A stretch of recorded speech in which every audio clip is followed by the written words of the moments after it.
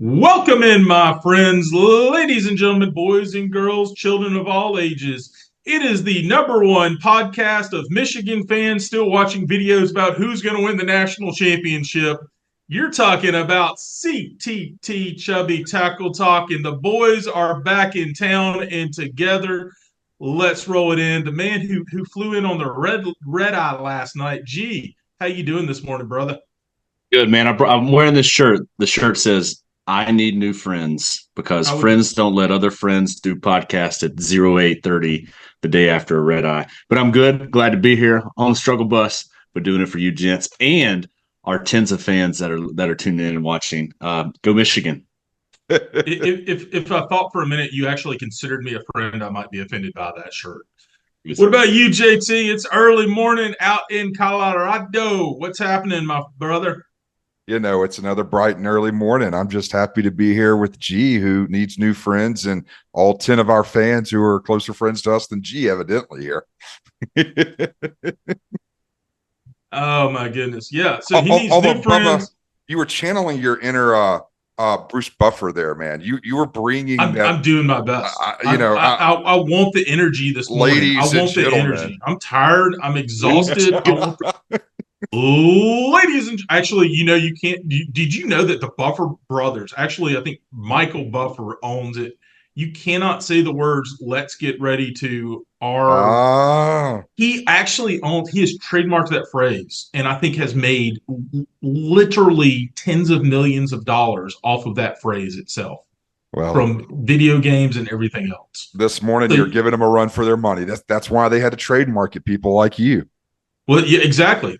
Giant bearded fat copycats like me is exactly why With you have to trademark those elements. But hey, maybe one of these days I'm going to have the opportunity to step in back from the administrative role into the ring and maybe be a ring announcer for something. We'll see what happens there. But today we're talking football like we always do, and we're going to start off real quick with a couple quick hits from around the league. First and foremost, the Tepper Group, aka the owners of the Carolina Panthers, have asked the city of Charlotte for $650 million to fix the football stadium. No word yet on how much they're requesting to actually fix the team. hey, Charlotte, if you need to look a little further south down, remember the last time he entered into a public-private partnership. Worked very good. There's an episode about it. Check it out. Next up, in Chiefs news, backup defensive lineman B.J. Thompson yesterday suffered a seizure followed by a cardiac incident at the Chiefs facilities. Chiefs PR team released a statement saying that they were relieved and everyone was okay after finding out it was only an ambulance coming to the facility and not a police car. First time all offseason. I wonder where you're going with that one. And finally, Manateo, former college football player, has gone on the ballot for the College Football Hall of Fame. He is a favorite potentially to be elected this year. Word says next year his imaginary girlfriend might be up. That poor guy. Tell me y'all watched that documentary, though. Oh, it's great. It was great. Made me feel so bad for that guy, and all the jokes and all the memes, all well deserved, but I felt a little ounce of guilt after that. I mean, but the problem is he doubled down. Oh, Like it's not that like he got tricked. It's not that like he was one of the best college football players in the country. And then he doubled down. He talks about she died. I gotta have this game because she died. Like he kept doubling down. Like, bro, you're talking about your imaginary girlfriend that you never met here. Like, what are you talking about here? I mean, to me, that was very, very questionable behavior. oh, You know what's strange to me? If when was that was circa 2012, right? Yeah. I think because Alabama just absolutely annihilated them in the national championship. Go Michigan. But anyways, if that would have happened this day and age, do you think that he would have gotten as much backlash? Because I feel like now it's more socially acceptable to be lost in a virtual world with non-real people and falling in love with just stupid stuff. oh, that's deep, G. That's too deep. I don't know. I mean, think about it. It's crazy stuff out there. I don't know, just because I think the video chatting capabilities and the TikToks and the reels and everything have come so far that maybe I don't know if it's harder to catfish now, but it does remind. I sent y'all that article earlier this week about the Amazon tribe that Oh yeah, got internet, and then all of a sudden they became addicted to social media and pornography. Like they had never had contact with anyone outside their tribe, Stop or doing that had their come work. in. Stopped And eating. yeah, Oh, and terrible. so I don't know if it's more socially acceptable, but certainly that's an interesting question there you got, G. I mean, I don't know, man. I felt bad for the dude after that, though. I Yeah. did feel bad. It turns I out mean, he may miss the Hall of Fame by one vote. So What might that vote be, G? maybe he should come up with some new imaginary voters at that point. with AI, he can get it done. He can get it done now. Hey, Yeah, I G, you love said you needed new friends. He's got this gray girl he'd like to introduce you to. it. Yeah, sure. I'm happy to meet her. Let's arrange that. He would be too. Yes. Well, hey, look, that brings us into the main topic of today, which we're talking about the College Football Hall of Fame. The 2025 Hall of Fame ballot is out. We're going to link the PDF down in the bio so you can look at it yourself. And we have our own voter here on the podcast today, on the video vlog today. And G, I mean, most people don't know because you barely bring it up every episode. You were actually a college football player, and so you're a voting member of this, and brought it to our attention. Wait, and G played football? Foosball. Foosball. Foosball. Oh, okay. That makes sense. Yeah. Yeah. Well, I don't know. I mean, last year I had the opportunity to go to Stanford, and because I bring it up every episode, was eligible for award in my playing days. And because of this award, it made me eligible to vote in the College Football Hall of Fame. I just never knew about it. And so That's I registered. Awesome, man. I registered. And this year, the first year that I get to vote, nothing is a coincidence. It's Nick Saban is on the ballot, right? So to me, that worked out perfectly because he was not going to get in there without my vote. And I don't think I'm allowed to talk about who I vote, but let's be honest, Nick Saban's not going not. So Saban don't only buy players, he buys his own Hall of Fame votes too. Is that what I just heard? And whatever it takes, man. Whatever it takes. Whatever it takes. Well, you know, and I think that goes back to, and let's start with the coaches, because I think the coaches is interesting, and candidates, you were able to vote for two. We're not going to ask you to tell us who your vote was for, but I think you just did. Well, one of the two potentially, but it was an interesting list, you know, and honestly, I'll tell you the most interesting thing to me, guys, is when I'm looking at it is some of the stats on here I was very, very surprised for. So there were 9 names nominated this year for college football subdivision, football bowl subdivision coaching candidates for the Hall of Fame. 9 names, 2 will go in. And the names are Larry Blakely, who coached at Troy from 1991 to 2014, one of the Sun Belt Conference greats. Jim Carlin from West Virginia, Texas Tech, and South Carolina. Pete Cawthorn, Sr., coached at Austin College and Texas Tech from 1923 and ended at Texas Tech in 1940, so the old timer there. Larry Coker, the coach of Miami from 2001 to 2006. And guys, it really felt like he was there for longer than that. I was kind of surprised in retrospect that he was only there from 2001 to 2006. And then, of course, he went to Texas San Antonio from 2011 to 2015. Ralph Regan, and I think I just messed up that name, but the great Maryland coach from 2001 to 2010. Urban Meyer, who probably doesn't need much of an introduction, Bowling Green State, Utah, Florida, and Ohio State. Darrell Rogers, who coached on the West Coast from Cal State, Fresno State, San Jose State, Michigan State, Arizona State. A little guy that is mostly known here locally in Alabama named Nick Saban, who apparently started at Toledo and then went to Michigan State. And then finally, and I thought this was an interesting one. I do want to talk a little bit more about it. JT, we got the Iron Bowl representation on the Hall of Fame ballot here as Senator Coach Tommy Tuberville. The good senator. Of Ole Miss, Auburn, Texas Tech, and Cincinnati has also made the Hall of Fame ballot. So we could have a college football Hall of Fame U.S. senator from the state of Alabama too, if it goes down. And so, you know, in breaking this down, guys, nine players, and I thought some of them were more interesting that I do want to talk about. Obviously, I mean, is there anybody making a case that Nick Saban is not a first ballot Hall of Famer for college football? Yes. Yes. Can That anybody he's make not that making case? it? Oh, what? Because you're an Auburn fan? I mean, What's your case?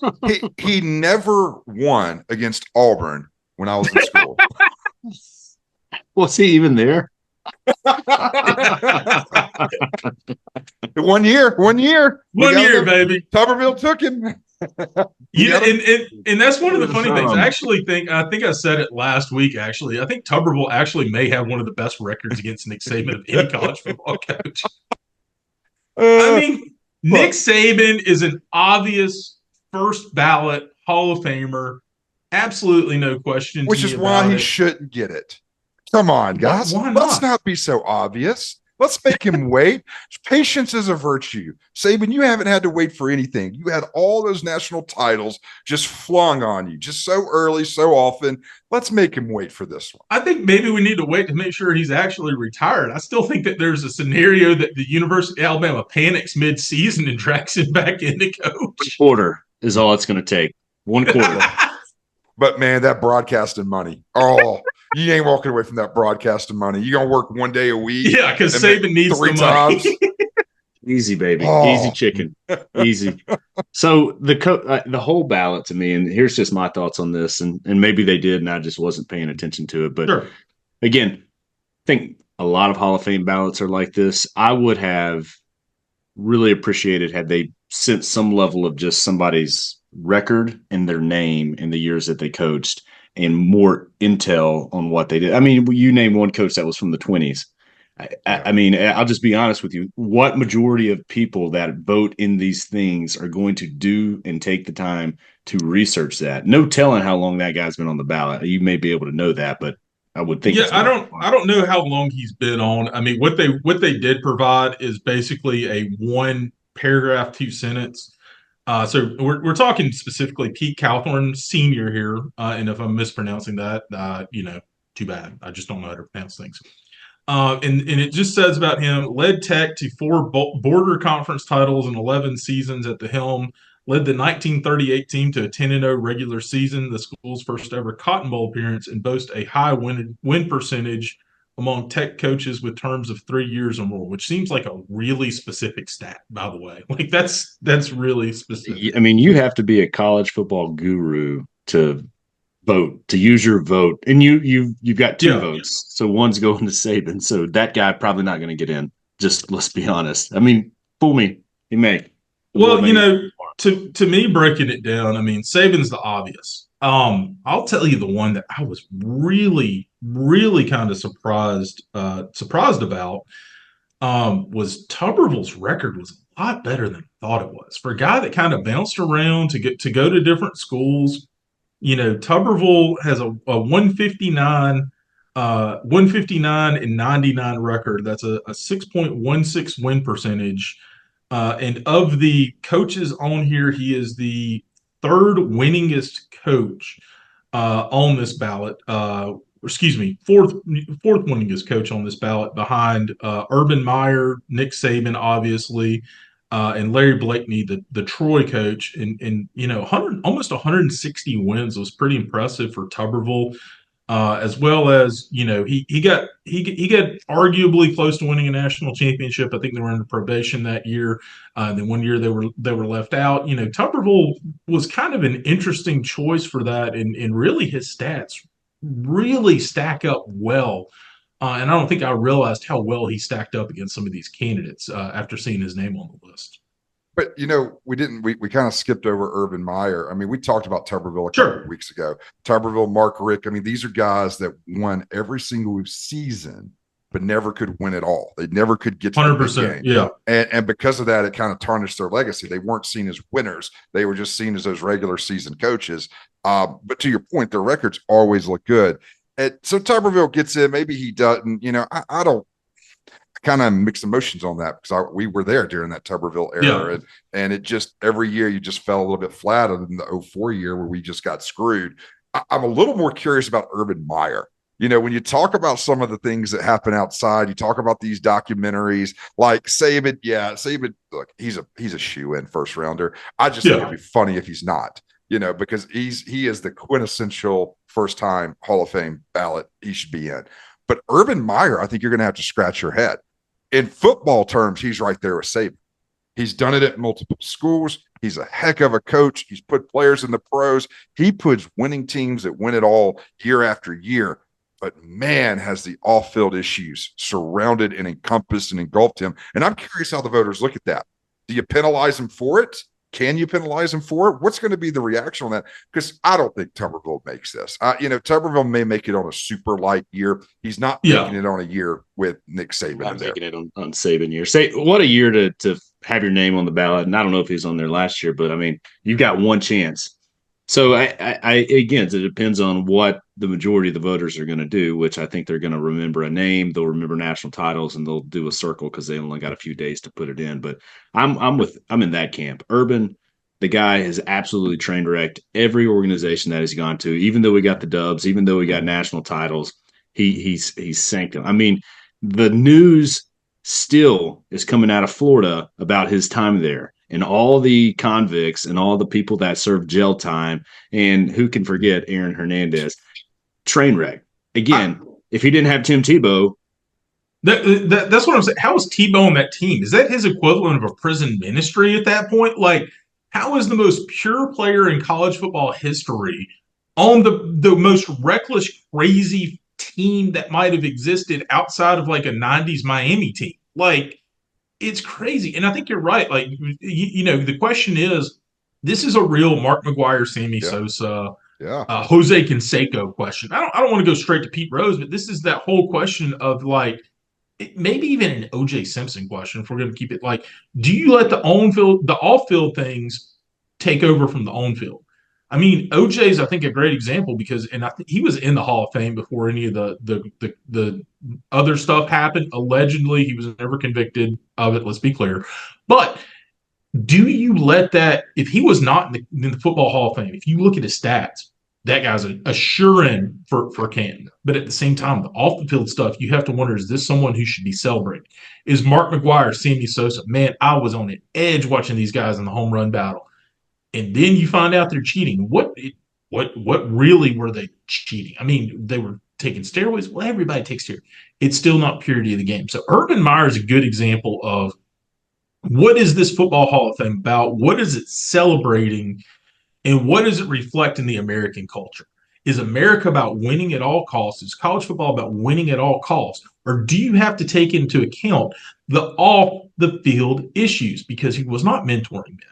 He was not making sure that his players were clean and taken care of. He came in and said, I am here to win, and that is all that matters to me. And guess what? The minute you catch me doing something wrong, I'm out, and I'm going to somewhere else where I'm going to do the same thing.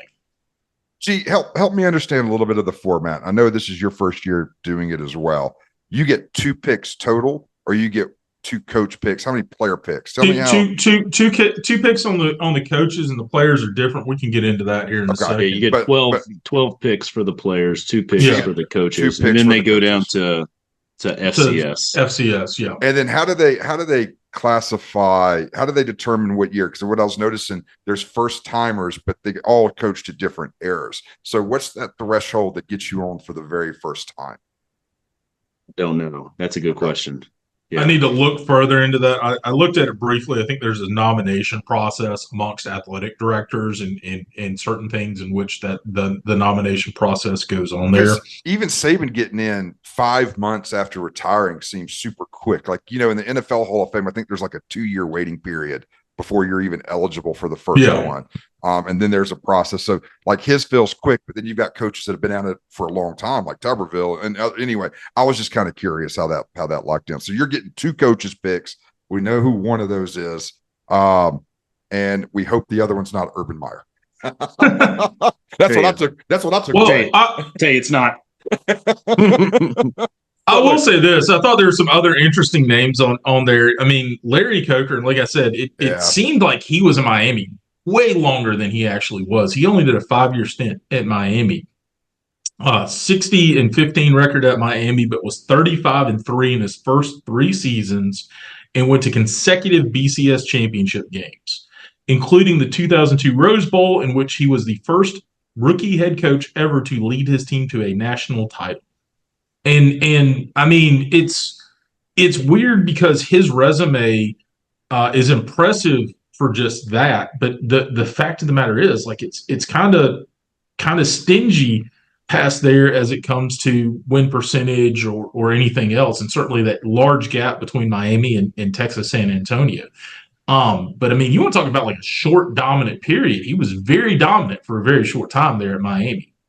Well, let me make another pitch for Tuberville, because Go for it. if you're watching up in DC and you get to see the comments he makes and the screen time he gets, vote Tuberville could be a good move for UG, because this may be another time that Alabama gets to upstage Auburn up there on the mic. I'm just saying. If you want Saban to stand out up there, put up Tuberville as that other one. And then, hey, Auburn, we get a win with the coach that gets in the Hall of Fame. But, hey, he's probably not going to work that mic the same way that old Saban does.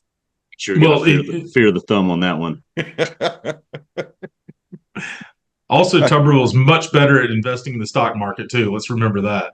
Fear the second hand. We got to the second hand, my friend. That was Saban's first year.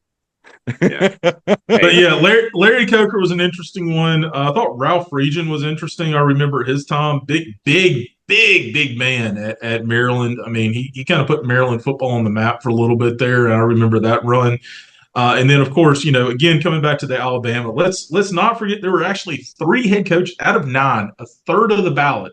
I think these coaches were known most for their coaching time in the state of Alabama. And I think that's kind of interesting, too, because Saban, I think, is, with respect to LSU fans, best known for his time at the University of Alabama.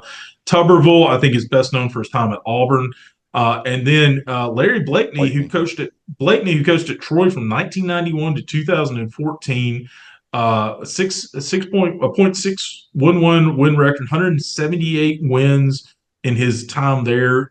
Sun Belt Legend Conference champion multiple times. I mean, I think that's an interesting name too, and the fact that the state of Alabama has 3 head coaches on that list shows the caliber of football that was being played here, especially considering these guys all overlapped and we're all coaching at the same time. And if you've ever been to the city of Troy, like I know the 3 of us have, the fact that you're recruiting good talent to that city is a testament in and of itself. Ain't nothing there but a football stadium. Well, and I remember a day in Troy when they were FCS, and I believe at that time it was Division I AA. That's what we call it. Nobody wanted to play Troy. Yeah. Period. Yeah. Like at that point, they were Troy State. Nobody wanted. You didn't. And then they came out and have gone FBS and still doing well for what they're doing. But Larry Blakeney, he's not a bad pick. He's not a bad pick. Yeah. If you do your research, that guy deserves to be in.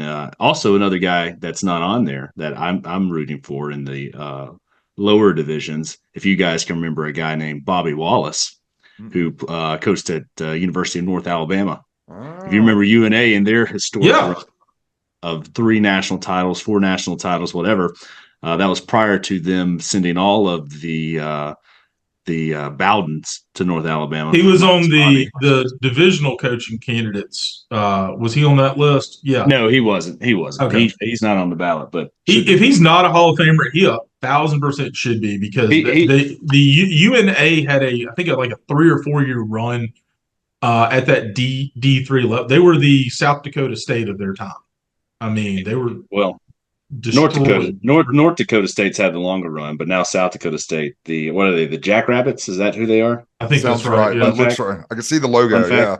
What the heck is going on in the Dakotas where FCS football is king? Somebody explain that. What else is there to do? If you can get them to the Dakotas, what else is there to do in the Dakotas? And what D1 football hunting? That's it. It's football, oil fields, and strip clubs and trailers. That's all there is in the Dakotas. Mount Rushmore. Come on now. Mount Rushmore. Sturgis. There we go. Sturgis, which is a city for 1 week a year. Well, did y'all ever used to watch Fargo? Did y'all ever used to watch that show on Sturgis? It was like Bike Week. It was like about this bar. This bar did like $1 million of business in 7 days. They only opened for 10 days a year. It did like $1 million worth of profitable business in 10 days. I'm moving to Sturgis for a week. Dude, it's nuts. It was crazy. I forget the name of that show. That show was crazy. Man, once Orange County Choppers and all those chopper shows died, I hadn't watched anything about motorcycles since. No, me either. Bring it back. All right. Yeah, absolutely. Let's move on to some players because Let's talk about I see some interesting players on here, and I'm really, really curious, G, where your head's at on this. Yeah, Uh, why don't you run down your interesting ones of what you thought about well, here, it's JT? so kind of looking at the first timers because the ones that have been on the list, you're going to go back and forth on some of those, but some of those first timers that I saw on there, and again, my mind goes to. So let me give this caveat: how much do you have to go back and remember the college days, and how much do the pro days really cloud your judgment? Yep. Aaron Donald Pitt. Aaron Donald Pitt. I mean, this has been the most dominant interior defensive lineman of my era. I can't think of anyone, you can get back to some of those 80s guys, but I'm pretty sure he was that dominant at Pitt. He was a really high draft pick and just came out and absolutely dominated in the pros. Alan Faneca, the offensive lineman out of LSU. To me, he's been such a staple, such a stronghold in the NFL for so long on those offensive lines. 13 years. But see, he was a late guy. He was in LSU 95 to 97. How's he just now making this Hall of Fame ballot? Like, hey, look, we're all Madden guys. We talk about that. I know Faneca because in Madden, when you did your fantasy draft, he was one of the guards you always wanted to get. He was rock solid. He was always like a 92, 95. Again, I have to think back to those LSU days, but gosh, what an awesome NFL player he was. Mark Ingram. I know this was going to hit home with you. Gee, you got your Alabama boy in there. Mark Ingram coming out of college football and then had a really good pro career as well. He did a lot. We got Deshaun Jackson out of Cal. Deshaun, what an amazing back. And he's not the only amazing little scat back. What's the other guy that's on there? Steve Slayton. Y'all remember Steve Slayton, first time Hall of Famer? I was like, ooh, that's a guy that did nothing in the pros. But I remember when Slayton was on the field on the college day, goodness gracious, you couldn't stop him from running around. And my last, I'm going to give another shout out to another offensive lineman, Alex Mack, one of those centers. I know that one's going to speak home to you, G. Alex Mack has just been one of those quintessential steady centers in the NFL for so long. And I seem to remember him at Cal too. I mean, those are the guys, there's nothing sexy about them. There's nothing flashy about them. They're not going to get a lot of screen time, but if you don't do your job, you're going to know about it. Alex Mack, Alan Faneca, they always did their job. Well, I'm going to throw a couple more out there that I thought were some interesting names. Olin Kreutz, the center from Washington, had a great pro career. I certainly remember him at Washington back in the day. Another interesting name that shot out to me, and quite frankly, I was a little surprised he's not already in there. And I think it's just the disrespect because he didn't have really a great pro career. He did go to a smaller school. Kellen Moore. I mean, we're talking about quarterbacks on this list. I'm sorry. Kellen Moore has like top 5 stats in every passing touchdown, winning percentage. His run at Boise State was crazy. And it's kind of, to me, we talked about Tebow earlier. Kellen Moore was an all-star, crazy, amazing college football player. Maybe that didn't translate after that, but you cannot disrespect what he did in college. It's translating as a coach. It's translating as a coach. If anyone deserves, and I think he certainly does, Takeo Spikes, if I'm going to be an Auburn guy, which, by the way, that dude is one of the scariest looking human beings I've ever seen in my entire life. I still remember that Auburn, Alabama documentary, and the way that he said War Eagle in it, like, sent a shiver down my spine. I was like, I'm terrified of this guy at this point. Takeo Spikes was an awesome linebacker at Auburn. Peter Work from Florida State, wide receiver, was excellent at Florida State. I don't think got the respect maybe he deserves there. And we're going to get into the question about on field, off the field. Certainly, Manateo. Yeah. Can you see me now? I think Michael Vick.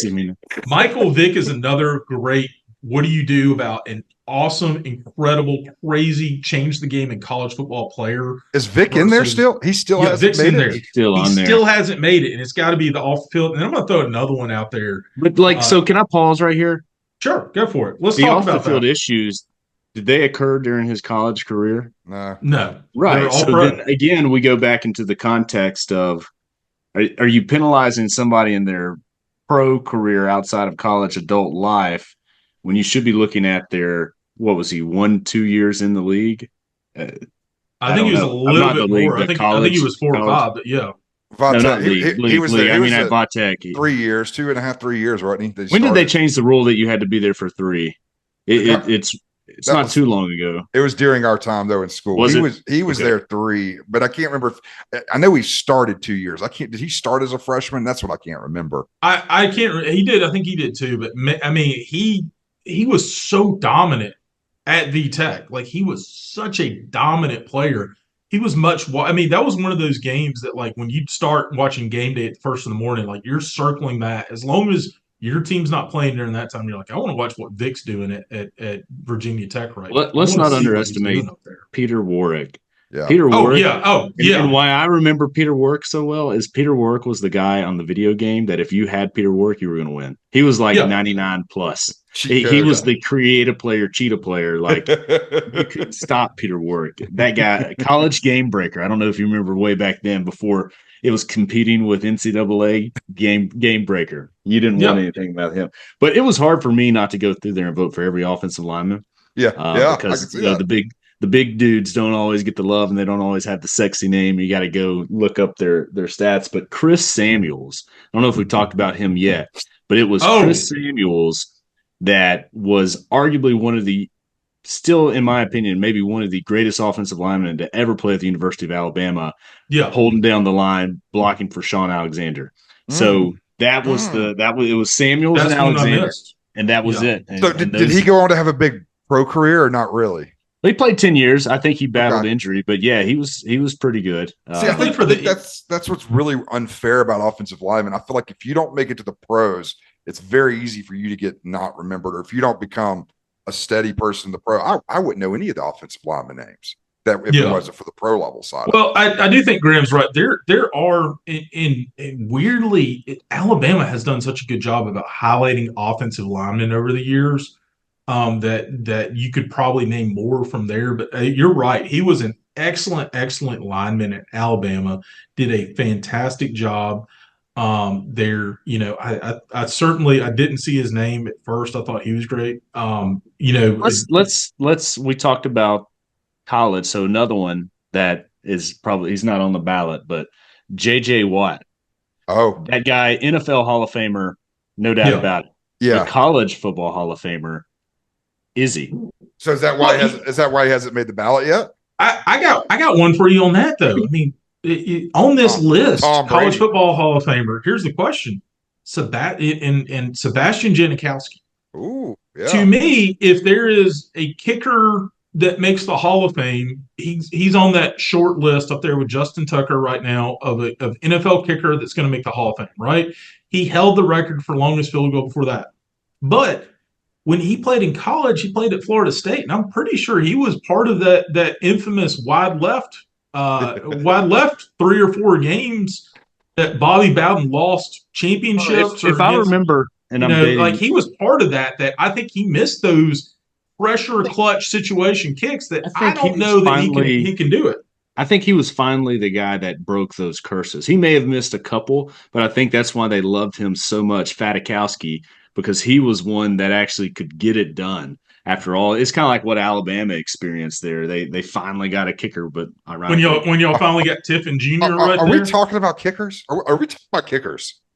I mean, if you go back to the replacements with kickers smoking on the field, that's so if you're going to talk about a kicker, we'll talk about Janikowski. All right, we glazed over one G, but we can't glaze over. Can you see me now, Mr. Monte Tao, Mr. Invisible Girlfriend? Come on, we all had to watch that documentary. We all had to feel a little bit bad about the memes and all the things we did to make fun of this kid. But man, when I watched that documentary, I had forgotten how dominant that kid was. He was so good. No, you're 100%. He was so because he fell so flat with the Chargers. Like he came out, but I mean the world and the pressure around him, he collapsed. But at Notre Dame, he was amazing. So I mean, look, the heartstrings are tugging, and maybe we're making up for feeling a little bad about just how much grief we gave this poor kid. But come on, man, you got to do it right. We got to go Teo for the first ballot Hall of Famer. Come on, G, tell us we're doing it. So here's the hard part about college Hall of Fame is how do you actually evaluate them? Because each kid or each player is going to play in their own conference. It's going to have its own strength, its own weaknesses. Some aren't going to be as strong. So we talked about Kellen Moore, right, playing at Boise State. arguably his stats were incredible, but didn't play in the toughest conference. So how do you start weighing those things, or should you weigh those things? Do you just keep it like apples to apples? They're in their world. They competed at their world against their level of competition because that's how they were when they came in. Or do you just say, hey, look, anything that's in the SEC or Power Five at that point, that's when we, that's how we're going to grade them ahead. We didn't talk about James Laurinaitis, Ohio State. Yeah, little road warrior. I loved watching him at Ohio State. Son of great road warrior animal, or not John Laurinaitis, that's his brother, but yeah, he's a road warrior. He used to actually wear the road warrior face paint. He was an excellent linebacker at Ohio State. Good point there. I forgot. And I'm going to pull another one out. He may be in the Hall of Fame. I don't know. I have to check. But Andy Katzenmoyer. I'm pulling one out for you. You guys remember Andy Katzenmoyer? I don't. I'll be honest with you. I don't. I mean, do they call him cats? The big. So Ohio State's running linebackers. Right in the big cowboy collars that everybody wanted to be. I'm saying his name right? Andy Katzenmoyer. But that's if you wanted to play football and be a linebacker, those are the guys that you wanted to emulate because they had their neck collar came over their helmet and they just jacked it up. And you were middle linebacker and you wore number 45. Made their traps look massive. You don't want to get hit by these traps. That's it. Yeah. You don't want that. I think Holmes used to wear one of those back in the day. Shout out Holmes. Shout out number one fan of the podcast, Holmes, who definitely had the cowboy collar jacked up as high as humanly possible. Don't know if y'all know this or not. Used to wear it around the dorm rooms too. So just go to class. He always wanted to be prepared with that cowboy collar. Is that why the ladies were always lined up out there? That's exactly what it is. That's exactly what it is. 100%. Yeah. Yeah. So, all right. Yeah, I had it right. I mean, come on. Yeah, I love it. Oh, man, that's awesome. Who didn't want to be Andy Katzenmoyer? Did he go to the Cowboys afterwards, or was he a Niners? I feel like he was one of those teams. Let me see. I don't know. I can't remember him having he went to the Patriots. Oh, that's not at all. So he got a couple of rings there. Yeah, I can't remember him being long-lived career in the NFL. Now, I think that's the toughest part of this whole thing, G, that you're going to have to. I hope they give you guys like a good cheat sheet, a good sheet of what you should look at and how to approach this, because I think I'd have a really hard time separating my NFL and my NCAA knowledge to make these selections, because so much of it is biased by that NFL and that coverage and what you learn. And to your point, the JJ Watts, Tom Brady's, I'm even thinking about like Patrick Mahomes and Josh Allen. Like, think about these guys that are the standard in the NFL. And you're like, oh man, when they drafted Josh Allen, everyone said, what the heck are you doing, Bills? Like, I mean, kid came out of Wyoming. So I think it's a tough spot to be in to keep it really pure and whole. It's one of those things, no one's going to blame you for allowing that NFL bias to happen, but that's really not what you're charged with. You're charged with judging them while they were in college. Where it gets really difficult is when you get down into the divisional levels. That's when it really gets tough, especially some of those cats that are on the divisional level from the 20s. Yeah. Like we talked about that earlier. I mean, come on. I mean, it becomes a popularity contest. That is. But hey. So are you getting lobby? That's a good question. Are you getting like random unsolicited emails and stuff is there a lobbying side to this? Or is that a business opportunity that I'm hearing? I think it's a great business opportunity. Let's lobby it up. You want to be in, let's start doing it. G says, I may or may not have had $5 slipped into the bed of my truck. There may be more like a $5 in an energy drink purchased on my behalf. I don't know if you know this or not, but you're getting an unsolicited Subway card coming from Senator Tommy Tuberville. So on the other hand, I mean, if look, Manateo is just creating fake Facebook profiles to send to people to tell them to vote for Tinder profile. You knew it was coming. Oh, well, listen, boys, we're running out of time, so we're going to hit the wrap up here as we go on. We've run out of time for a weekly draft. We're going to come back to that another day, talk some more about that. But let's roll right in, because we're going to be talking about this, I think, for a much longer time.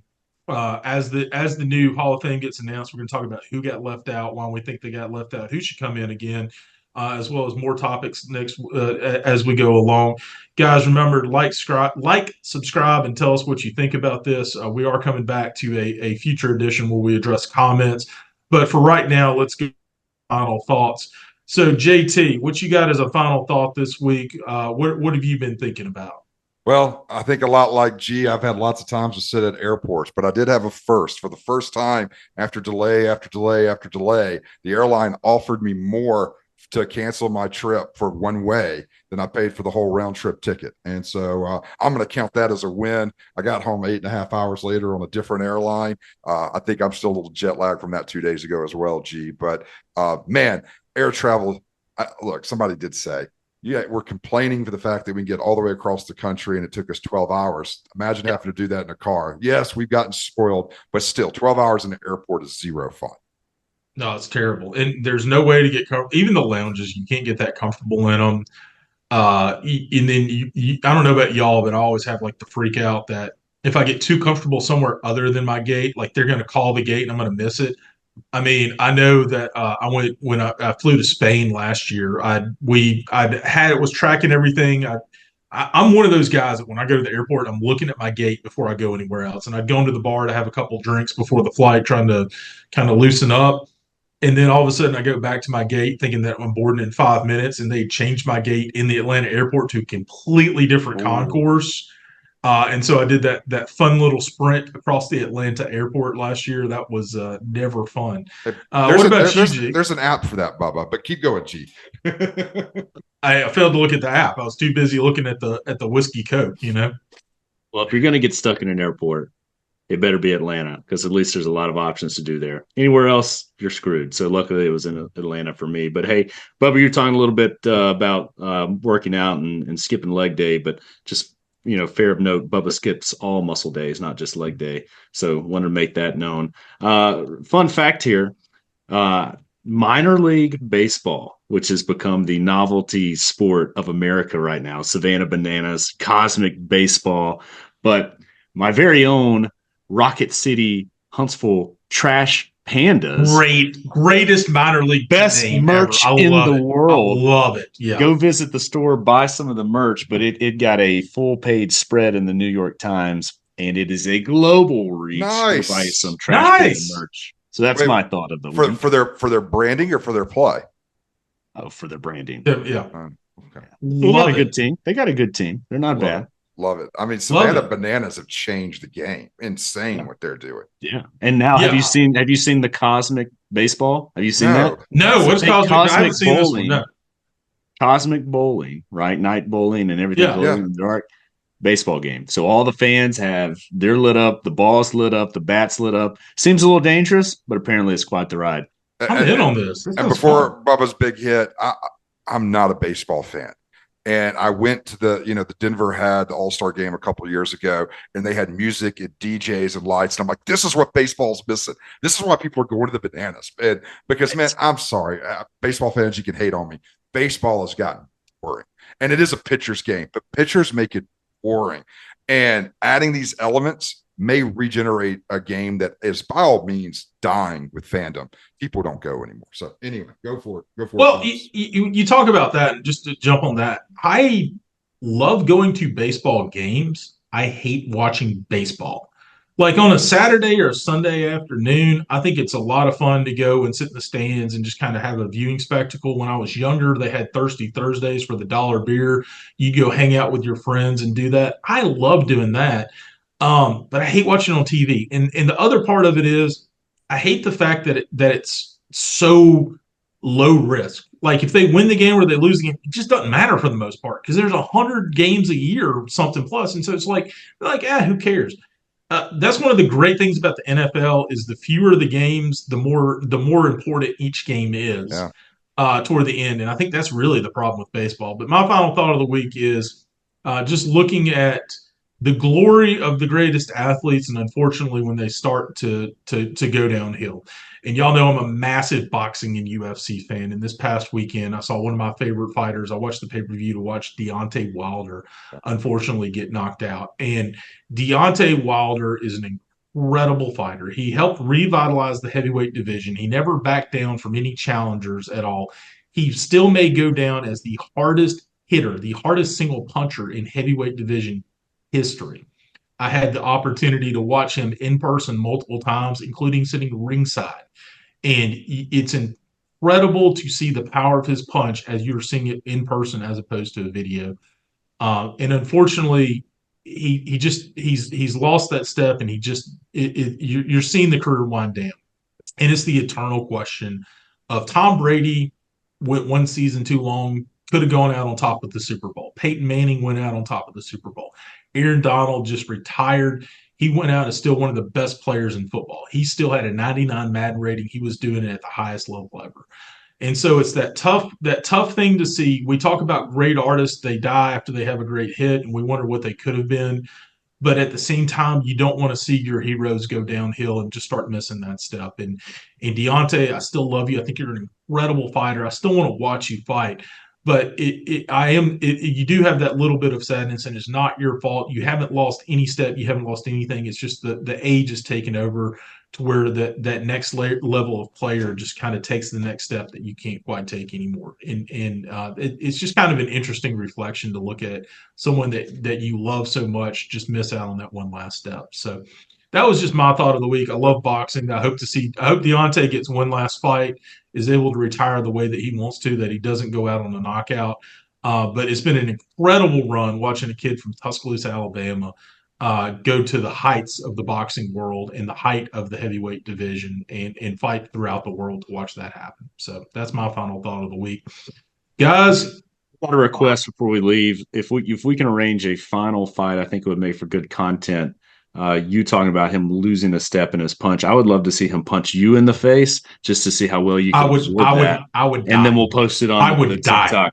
I would die. I'm telling you right now, if he hit anyone that was anyone but a high caliber boxer, they would die. I watched this man. There's a guy named Luis Ortiz who was one of the boogeymen of the heavyweight division, who fought for so long, who had never been knocked out. And Deontay hit him in the forehead, punched him in the forehead. And there are certain places you can punch in the head, the jawline, the temples, that it's easier to knock somebody out. Deontay hit him in the hardest part of the head, straight punched him in the forehead and knocked him out. Guy had never been knocked out, got knocked out by getting hit in the forehead. A high level. Deontay would kill me. He would absolutely kill me. It would not be close. He would kill me. He would throw a 50% punch and it would kill me. No dice. There's not enough money that you could pay me to take a single punch. I don't care if you were like, he's going to punch you in the stomach.